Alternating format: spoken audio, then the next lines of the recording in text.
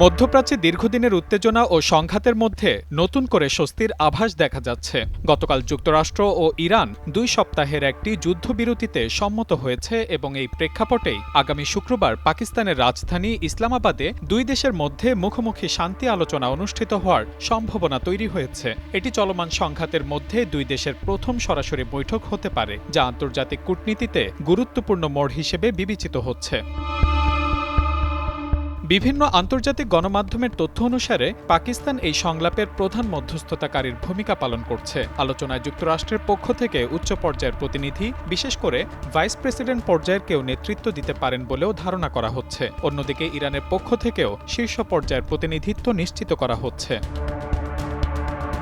এই আলোচনার পেছনে রয়েছে ইরানের দেওয়া 10 দফা প্রস্তাব, যাকে স্বয়ং যুক্তরাষ্ট্র কার্যকর আলোচনার ভিত্তি হিসেবে বিবেচনা করছে।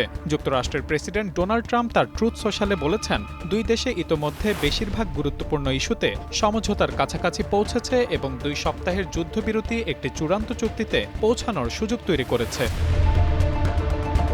যুদ্ধবিরতির অন্যতম গুরুত্বপূর্ণ শর্ত হল হরমুজ প্রণালীর নিরাপত্তা নিশ্চিত করা। বিশ্বে তেল সরবরাহের একটি বড় অংশ এই পথ দিয়ে পরিবাহিত হওয়ায় এর স্থিতিশীলতা বৈশ্বিক অর্থনীতির জন্য অত্যন্ত গুরুত্বপূর্ণ।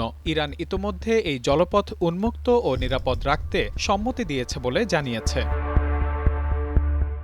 জাতীয় নিরাপত্তা কাউন্সিলের পক্ষে ইরানের পররাষ্ট্রমন্ত্রী আব্বাস আরাকচি নিশ্চিত করেছেন যে ইরানের ওপর হামলা বন্ধ থাকলে তাদের সশস্ত্র বাহিনীও প্রতিরক্ষামূলক কার্যক্রম স্থগিত রাখবে। অন্যদিকে পাকিস্তানের প্রধানমন্ত্রী শেহবাজ শরীফ এই উদ্যোগকে স্বাগত জানিয়ে ইসলামাবাদে আলোচনায় অংশ নিতে উভয় পক্ষকে আনুষ্ঠানিক আমন্ত্রণ জানিয়েছেন।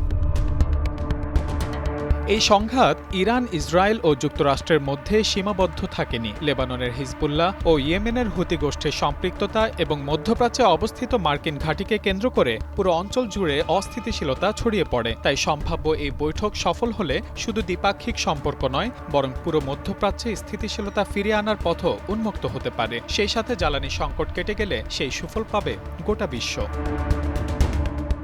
Mahmudul Hasan, Times today.